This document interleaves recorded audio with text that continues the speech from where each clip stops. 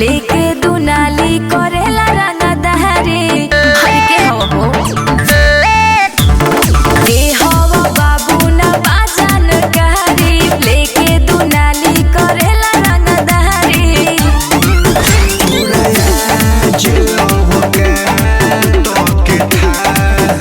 अच्छा ओहिरांजी से बोलबे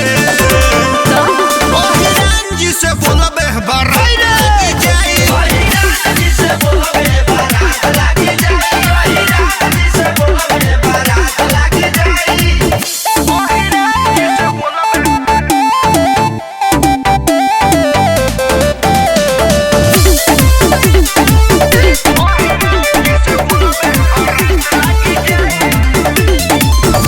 अब पहचान गईनी हो बात तो हर मान गईनी हो